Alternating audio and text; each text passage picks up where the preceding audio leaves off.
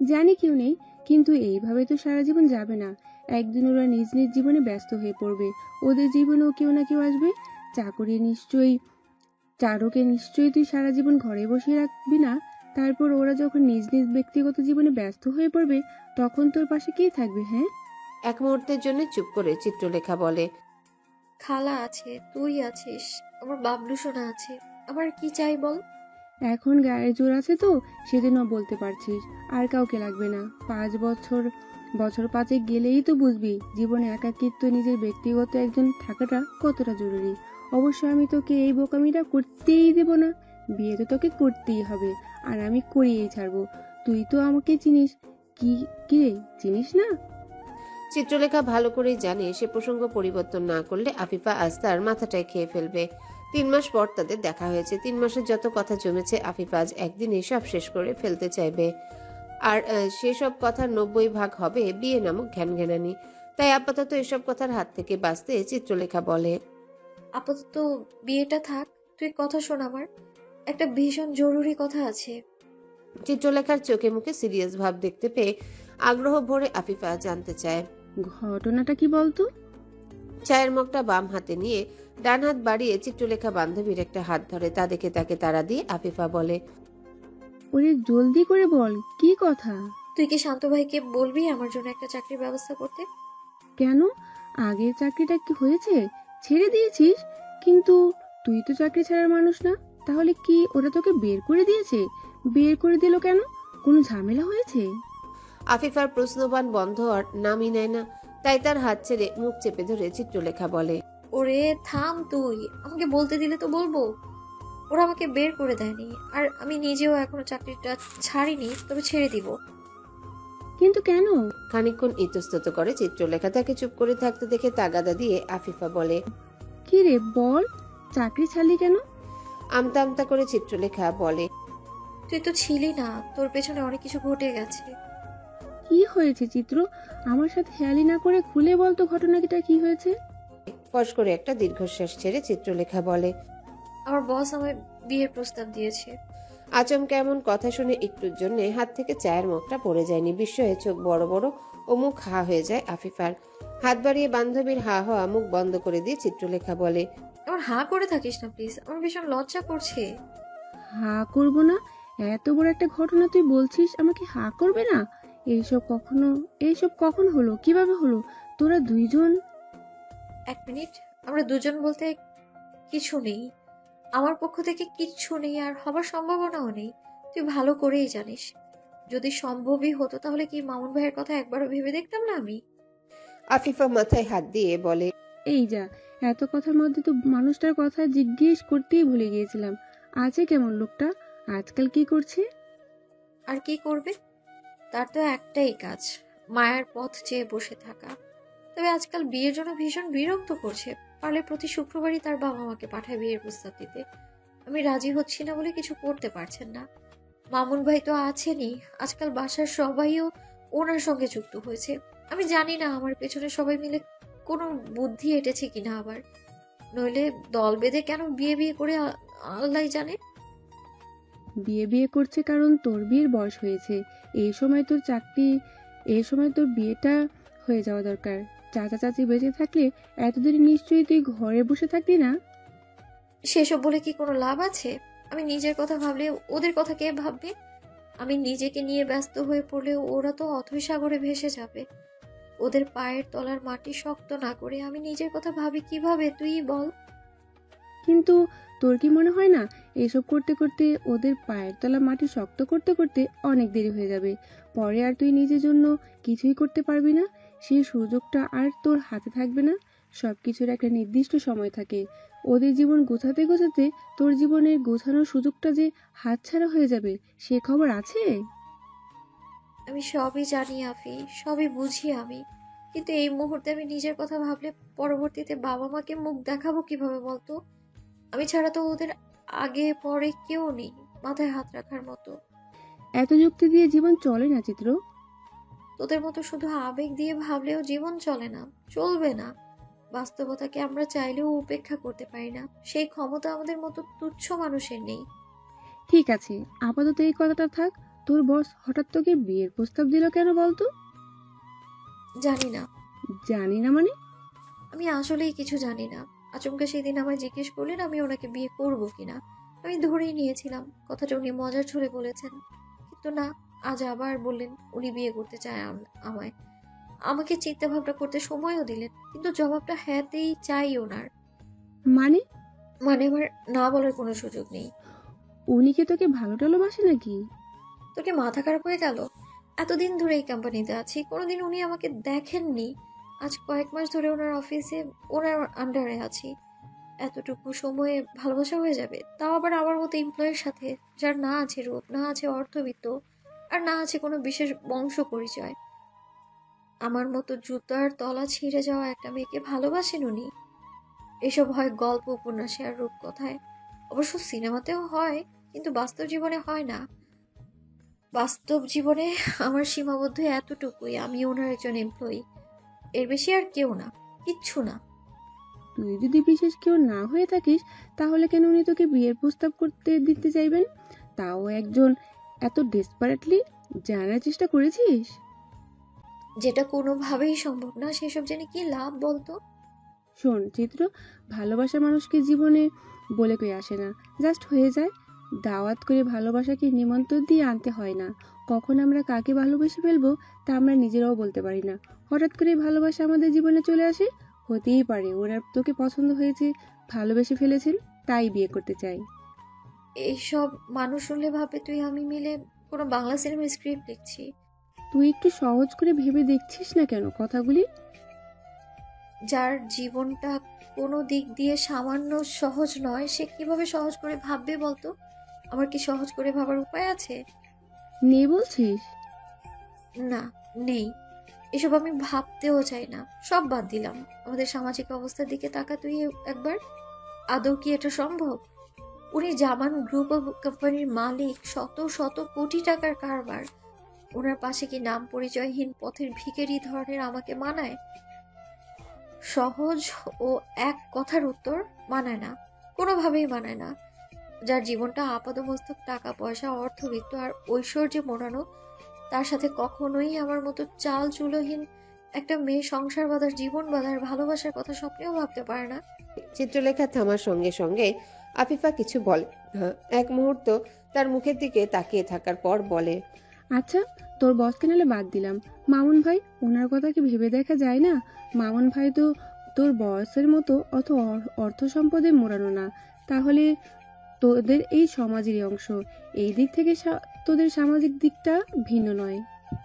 তার ছেলের হাসি হাসে চিত্রলেখা হেসে নিয়ে বলে, আমি জানি মামুন ভাই আমায় ভীষণ রকম ভালোবাসে, কিন্তু কি জানিস, ভালোবাসা জিনিসটাই হয়তো আমার জন্য না। মামুনের কি সমস্যা? মামুন ভাইয়ের মধ্যে কোনো সমস্যা নেই, তার ভালোবাসায় কোনো দোষ নেই। দোষ সব আমার কপালের। এমন কপাল নিয়ে এসেছে যে কপালে ভালোবাসা নামক কিচ্ছু নেই। এতে অবশ্য আমার কোনো আফসোস নেই। হেয়ালি করিস না চিত্র। তুই একটু মামুন ভাইয়ের কথাটা ভেবে দেখ। আমার মনে হয় তুই মন্দ থাকবি। আমিও জানি মামুন ভাইকে বিয়ে করলে মন্দ থাকবো না, কিন্তু আমার ভালো মন্দ নিয়ে তো আমার কোনো মাথা ব্যথা নেই। আমার ভাই বোনগুলোর ভালো থাকাই সবচাইতে বেশি জরুরি। সেটা তো বিয়ের পরই করতে পারবি। কিভাবে? মামুন ভাই তো নিজের জন্যই কিছু করেন না। তোর কি ধারণা আমাকে বিয়ে করে উনি পরিবর্তন হয়ে যাবেন, চাকরি বাকরি বা ব্যবসায় মন দিবেন? যে আমাকে পাবার আশায় নিজের মধ্যে পরিবর্তন আনে না, সে বিয়ের পর পরিবর্তন হবে তার গ্যারান্টি কোথায়? মামুন ভাইকে বিয়ে করে আমাকে ওনার বাবার সংসারে থাকতে হবে, সেখানে কি আমার ভাই বোনেরা জায়গা পাবে? তাছাড়া আরো বড় একটা সমস্যা হচ্ছে, মামুন ভাইয়ের বাবা মা ছেলের বউদের ঘরের বাইরে গিয়ে কাজ করাটাকে সুন্দর দৃষ্টিতে দেখেন না। এত বাধা যেখানে সেখানে আমি নিজের কথা কিভাবে ভাবি তুই বল? তুই এত নেগেটিভ কেন ভাবছিস? দুনিয়াটা নেগেটিভিটি দিয়ে ভরা আফি, তাই ভাবছি। তবু তুই অন্তত একবার। আফিফাকে থামিয়ে দিয়ে চিত্রলেখা বলে, আর না আফি, প্লিজ। এসব বিয়ে নামক যন্ত্রণার হাত থেকে রেহাই পেতেই তো তোর কাছে ছুটে এসেছি। এখানেও যদি আমি শান্তি না পাই তাহলে কোথায় যাব বল? আর কি কোনো জায়গা আছে আমার? আফিফা আর কিছু বলতে পারে না, থেমে যায়। চিত্রলেখার এসব মায়াভরা কথা তাকে সবসময় আটকে যায়। চিত্রলেখা নিজেই আরো বলে, এসব বাদ দিয়ে আমি যা বললাম তা কর প্লিজ। তুই আজই শান্ত ভাইকে বলবি, উনি যেন আমার জন্য একটা মোটামুটি ভালো চাকরির ব্যবস্থা করে দেন। যদি শহর বদল করতে হয় তাহলেও চলবে আমার। কেন পালাতে চাইছিস? কার থেকে? তোর বসের হাত থেকে? চুপ করে তাকিয়ে থাকে চিত্রলেখা। তৎক্ষণাৎ জবাব দিতে পারে না। এক মুহূর্ত ভেবে নিয়ে বলে, যদি পালাতে হয় তাহলে তাই সই, আমি পালিয়ে যাব। তবু এইসব ঝামেলা আমার চাই না। আফিফার এই প্রসঙ্গে কথা বাড়ায় না। জোরাজুরিতে কাজ হবে না তা সে ভালো করেই জানে।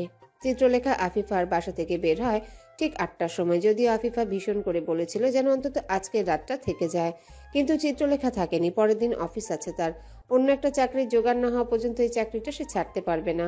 বেরিয়ে আসার সময় চিত্রলেখার হাত ধরে আফিফা বলেছিল, এত চিন্তা করিস না, আমি আছি তো এখানে। তোরা না হয় আমার বাসা উঠলি, পরে আস্তে ধীরে কোনো একটা ব্যবস্থা করে যাবে। বান্ধবীর থেকে এতটুকু ভরসা পেয়ে খুশি হলেও চিত্রলেখা কখনোই এমনটা করবে না। অন্যের উপর বোঝা হতে চায় না সে। এমনিতেও আফিফা আর খুব বেশি দিন ঢাকায় থাকবে না। আফিফার হাজবেন্ড শান্ত চাকরির সুবাদে চট্টগ্রামে থাকে। এতদিন কোয়ার্টার পায়নি বলে মা, স্ত্রী ও সন্তানকে ঢাকাতেই রেখেছে, কিন্তু এই মাসে খবর পেয়েছে আগামী মাসে কোয়ার্টার পেয়ে যাবে।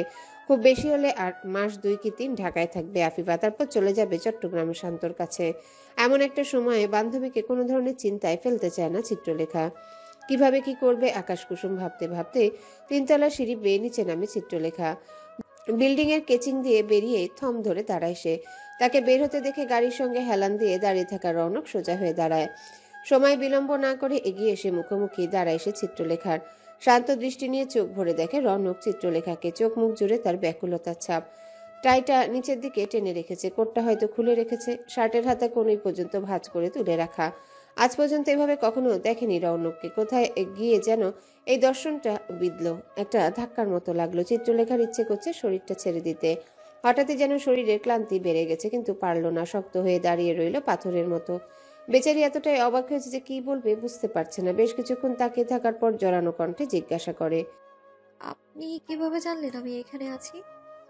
ফস করে একটা দীর্ঘশ্বাস ছেড়ে রৌনক বলে, তুমি চাইলেও আমার কাছ থেকে পালাতে পারবে না, যদি না আমি তোমাকে পালাতে দিই। You have to face me. Chitralekha চুপ করে থাকে। রৌনক আরো বলে, বিয়ের প্রপোজাল দেওয়াটা কি খুব বেশি অনৈতিক কাজ হয়ে গেছে? আমি কি কোনো অন্যায় করে ফেলেছি যে তুমি এভাবে পালাতে চাইছো? তবুও চুপ করে থাকে চিত্রলেখা। এবারে রৌনক হাত বাড়িয়ে চিত্রলেখার হাত ধরে বলে, কাম উইথ মি। কোথায় যাচ্ছি আমরা? রৌনক চিত্রলেখাকে গাড়িতে বসিয়ে দিয়ে নিচের দিকে ঝুঁকে সিট বেল্ট আটকে দিতে দিতে বলে, গেলেই দেখতে পাবে কোথায় যাচ্ছি। Don't worry, I will not kill you, I dare not to. Chitralekha কিছু বলতে পারে না, চুপ করে বসে থাকে। রৌনক গাড়িতে উঠে আর একটা কথাও বলেনি। তারা কোথায় যাচ্ছে চিত্রলেখা জানে না।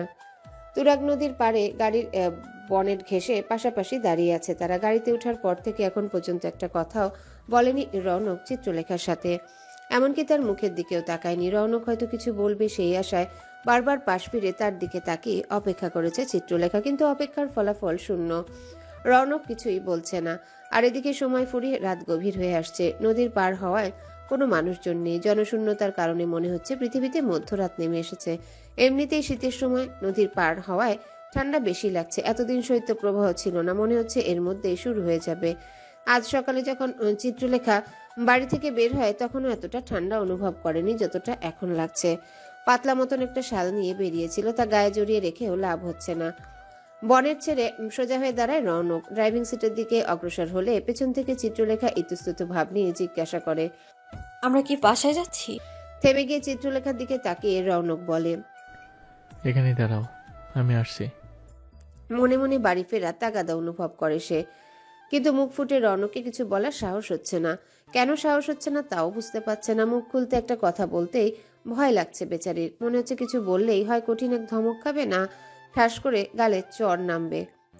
কিন্তু ধমক খাওয়া বা চড় খাবার মতো কিছুই সে করেনি। তবুও কেন এমন মনে হচ্ছে সেটাই বুঝতে পারছে না। অকারণে একটা লোককে এত কেন ভয় লাগছে বুঝতে পারছে না চিত্রলেখা। এমন নয় সে না জানিয়ে অফিস কামাই দিয়েছে, লাবিবকে জানিয়ে এসেছে, লিভ অ্যাপ্লিকেশনও জমা দিয়ে এসেছিল। এরপর ভয় পাবার কারণ থাকে না। এমনও নয় মিথ্যা বলে অফিস কামাই দিয়ে বসের হাতে ধরা পড়েছে। সামনের দিকে নদীর পানি দেখতে দেখতে এসব আকাশকুসুম ভাবতে ব্যস্ত চিত্রলেখার ধ্যান ভাঙে রৌনকের উপস্থিতিতে। তবে সে কিছু টের পাবার আগে রৌনক এগিয়ে এসে তার মুখোমুখি দাঁড়িয়ে নিজের কোটটা পরিয়ে দিতে নিলে বাধা দেওয়ার চেষ্টা করে চিত্রলেখা বলে।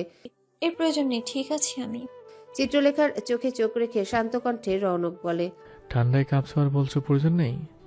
এমন শীতের সময় কেউ এসব পাতলা কাপড় গায়ে জড়িয়ে বের হয়?